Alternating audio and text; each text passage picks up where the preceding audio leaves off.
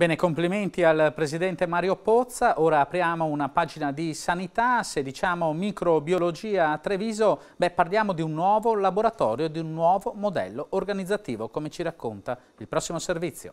Novità importanti per l'ospedale Ca' Foncello di Treviso, che proprio nei giorni scorsi ha inaugurato il nuovo laboratorio di microbiologia, il primo esempio in ambito nazionale di riorganizzazione che ha permesso di accorpare le attività svolte in passato dai laboratori di 9 ospedali appartenenti al comprensorio della Marca Trevigiana e del Veneto orientale. Si tratta prevalentemente di una nuova organizzazione che permette di dare risultati rapidissimi ai pazienti che sono dislocati anche negli altri ospedali, perché questo è l'obiettivo, darli ad alto livello e velocemente. Qualità e soprattutto a servizio dei cittadini, far girare meno l'utenza e avere i referti in tempo utile, cioè entro le 10 ore, 15 ore rispetto a una volta che erano 60 ore. Quindi un'ottimizzazione del percorso, soprattutto nel caso di infezioni, di patologie infettive. Un nuovo modello organizzativo dunque in grado di aumentare la qualità dei risultati e accorciare i tempi di risposta grazie all'utilizzo di software e apparecchiature di ultima generazione in grado di assistere il personale sanitario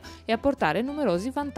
Non si muove il paziente, si muove la provetta. Nel momento in cui la provetta arriva nel nostro laboratorio viene, diciamo così, elaborata, viene elaborato il campione.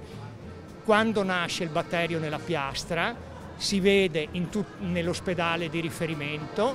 Quando viene identificato il nome e cognome del germe viene visto in tempo reale e quando c'è l'antibiogramma che orienta la terapia antibiotica viene visto senza aspettare il referto. Quindi una notizia per il clinico che è utilissima per prendere delle decisioni terapeutiche. La Marca Trevigiana che fa onore al Veneto, ma questo sottolinea una sanità veneta che cresce e non si ferma, una sanità veneta che continua ad investire a livello economico. 70 milioni sono i soldi che ogni anno noi investiamo in nuove tecnologie, in attrezzature di ultima generazione, una sanità veneta che crea i punti di eccellenza, i punti di riferimento anche extra aziendale, come in questo caso per il laboratorio di microbiologia, ma che vuole essere vicino anche ai cittadini.